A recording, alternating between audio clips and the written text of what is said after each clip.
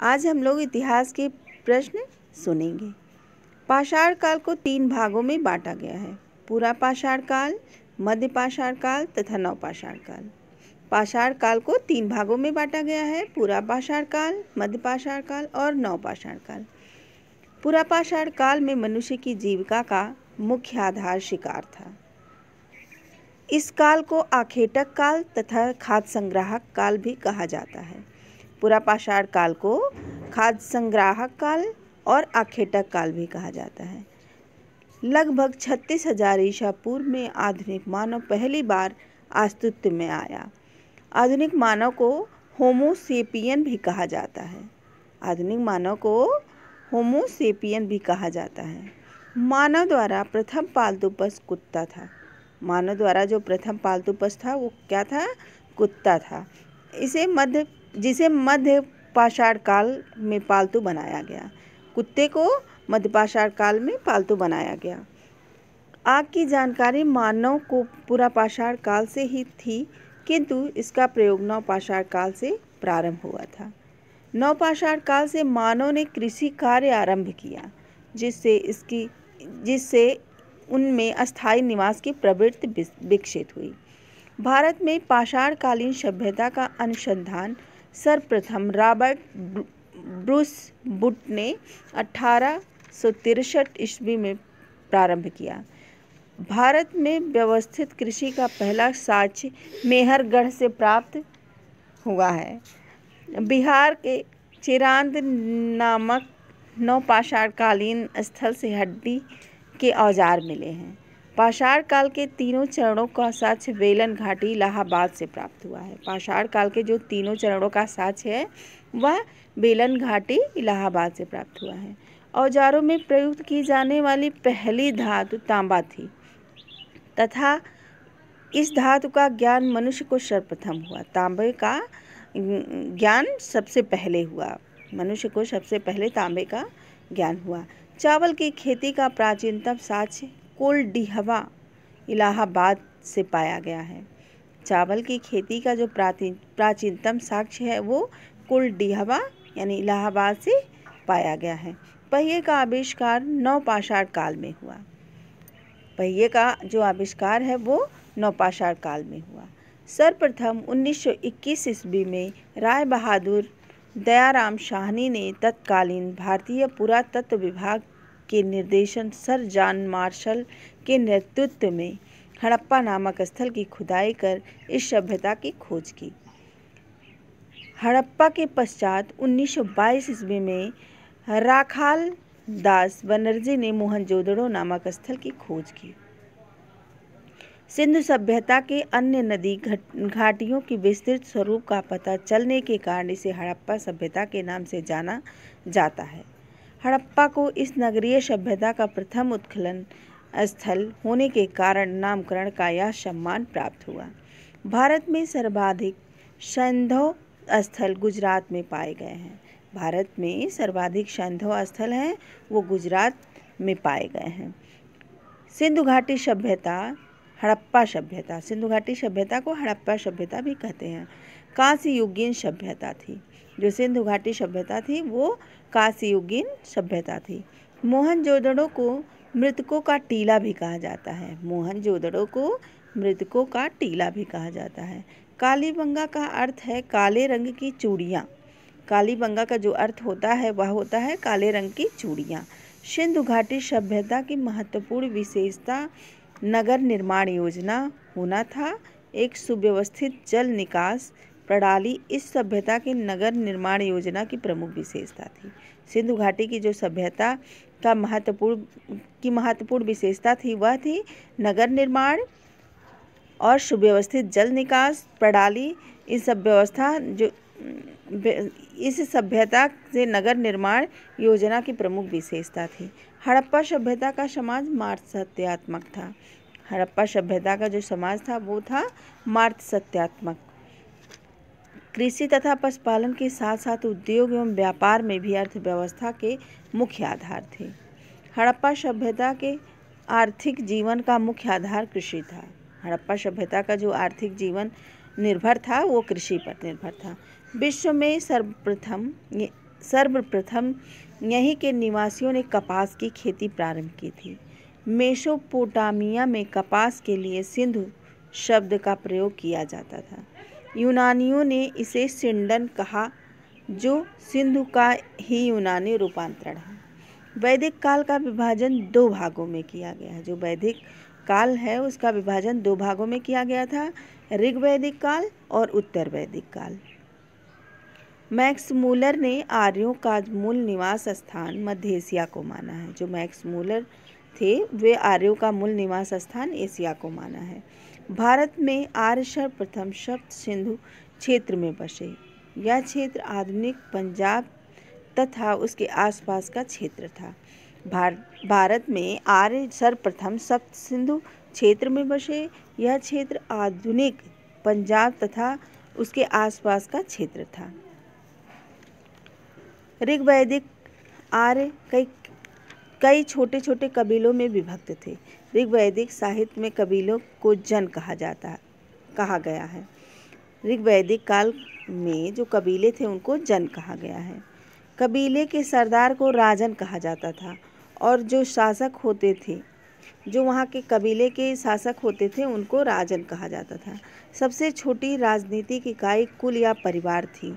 सबसे जो छोटी राजनीतिक इकाई थी वो कुल या परिवार थी। कई कुल मिलकर ग्राम बनते थे, जिसका प्रधान ग्रामणी होता था। कई ग्राम मिलाकर विष होता था, जिसका प्रधान विषपति होता था, तथा कई विष मिलकर जन होते थे, जिसका प्रधान राजा होता था। ऋग्वेद में जन का 275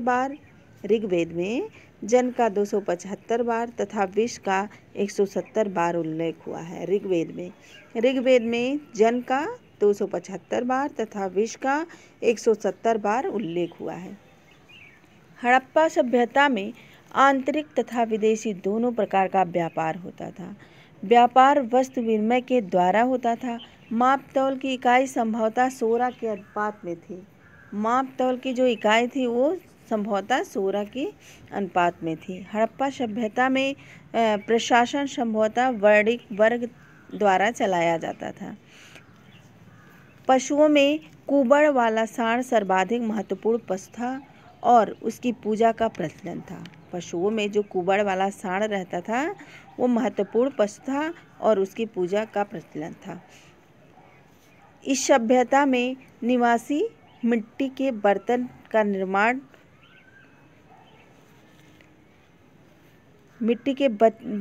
जो निर्माण होता था वो करते थे, उसमें बहुत प्रवीण थे।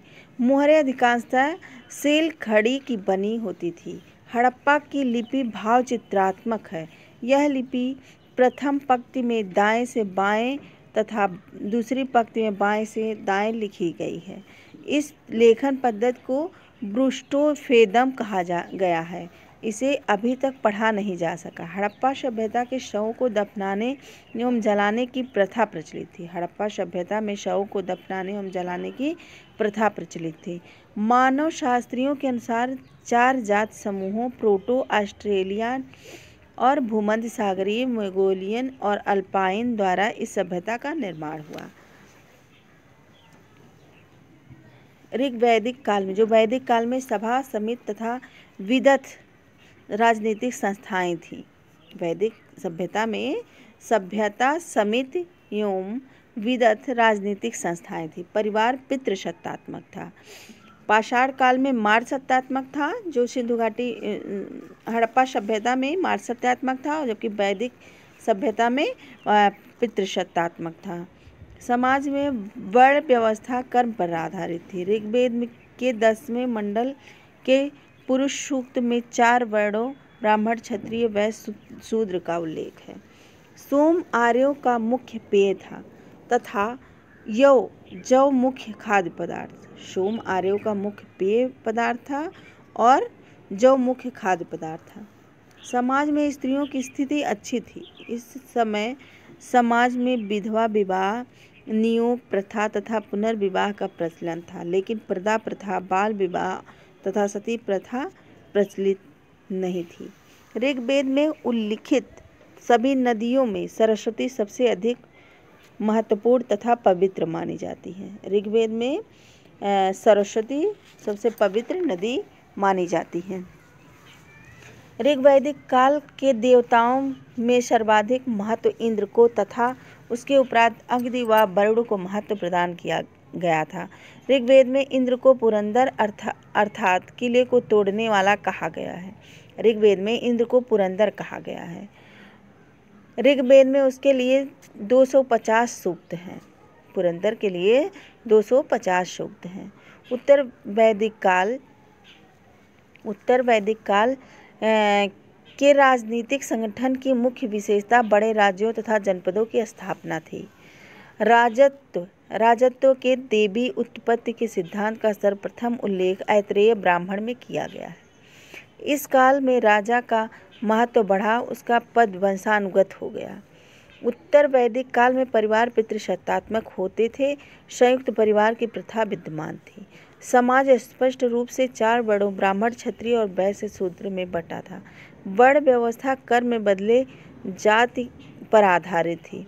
स्त्रियों की स्थिति अच्छी नहीं थी। उन्हें धन संबंधी तथा किसी प्रकार के राजनीतिक अधिकार प्राप्त नहीं थे। वेदों की जो संख्या है वो 4 है। वेदों की कितनी संख्या है? वेदों की संख्या 4 है। अब ऋग्वेद है, सामवेद है, यजुर्वेद है, अथर्ववेद है, उपनिषद है। अब ऋग्वेद के अंदर देख लेते हैं क्या है। ऋग्वेद या प्राचीनतम वेद है। इसमें 10 मंडल तथा 1028 सूक्त हैं। इसकी भाषा पद्यात्मक है। इसमें गायत्री मंत्र का उल्लेख है। ऋग्वेद में गायत्री मंत्र का उल्लेख है जो सूर्य से संबंधित देवी सावित्री को संबोधित है। अब सामवेद में देख लेते हैं क्या है। इसमें संकलित मंत्रों का यज्ञ में अवसर देवताओं की स्तुति है के लिए किया जाता था। सामवेद में संकलित मंत्रों को यज्ञ के अवसर पर देवताओं की स्तुति के लिए गाया जाता था। इसे भारतीय संगीत का मूल कहा जाता है। सामवेद को भारतीय संगीत का मूल कहा जाता है। अब यजुर्वेद एक मात्र ऐसा वेद है जिसकी रचना गद्य तथा पद्य दोनों में हुई है। यह मूलतः कर्मकांड प्रधान ग्रंथ है। अथर्ववेद, इसमें ब्रह्म ज्ञान, औषधि प्रयोग, रोग निवारक, जनतंत्र, टोना टोटका आदि का वर्णन किया गया है। अथर्ववेद में ब्रह्म ज्ञान, औषधि प्रयोग, रोग निवारण, जनतंत्र, टोना टोटका आदि का वर्णन किया गया है। उपनिषद ब्रह्म विषयक होने के कारण इसे ब्रह्म विद्या भी कहा जाता है। उपनिषद को ब्रह्म विद्या भी कहा जाता है। उपनिषद जो होता है उसे ब्रह्म विद्या भी कहा जाती है। इसमें आत्मा, परमात्मा एवं संसार के संदर्भ में प्रचलित दार्शनिक विचारों का संग्रह मिलता है। उपनिषद में आत्मा, परमात्मा एवं संसार के संदर्भ में प्रचलित दार्शनिक विचारों का संग्रह मिलता है। उपनिषद में की संख्या 108 है। भारत का राष्ट्रीय आदर्श वाक्य सत्यमेव जयते है जो मुंडकोपनिषद से लिया गया है। भारत का जो राष्ट्रीय आदर्श वाक्य है वो सत्यमेव जयते है, मुंडकोपनिषद से लिया गया है। अब वेदांग के बारे में जान लेते हैं। वेदों के अर्थ समझने व सूक्तियों के सही उच्चारण के लिए वेदांग की रचना की गई। वेदांग की रचना वेदों के अर्थ को समझने के लिए और सूक्तियों को सही उच्चारण करने के लिए की गई। इसकी संख्या 6 है। शिक्षा, कल्प, व्याकरण, निरुक्त, छंद एवं ज्योतिष।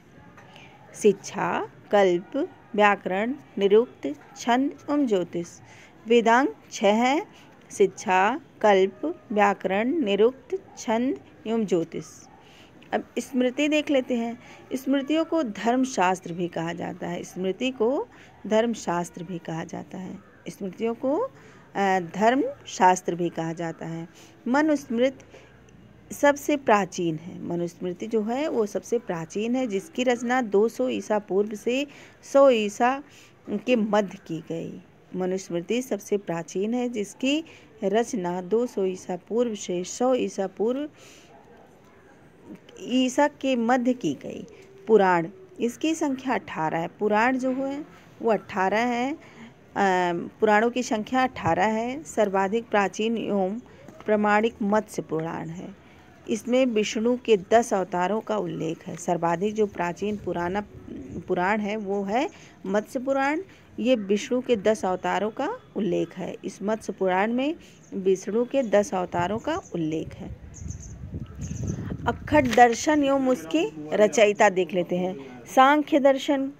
सांख्य दर्शन ये कपिल है। योग के रचयिता पतंजलि हैं। सांख्य के रचयिता कपिल हैं। योग के रचयिता पतंजलि हैं और न्याय के रचयिता गौतम हैं। पूर्व मीमांसा के रचयिता जैमिनी हैं। उत्तर मीमांसा के रचयिता बादरायण हैं और वैशेषिक हैं कणाद व उलूक। फिर से देखते हैं खट दर्शन एवं उनके रचयिता। सांख्य के कपिल हैं। योग के पतंजलि, न्याय के गौतम, पूर्व मीमांसा के जैमिनी, उत्तर मीमांसा के बादरायण और वैशेषिक के कणाद व उलूक हैं। फ्रेंड्स, ये ऑडियो आपको पसंद आए तो लाइक शेयर और सब्सक्राइब जरूर करें। मिलते हैं नेक्स्ट ऑडियो में।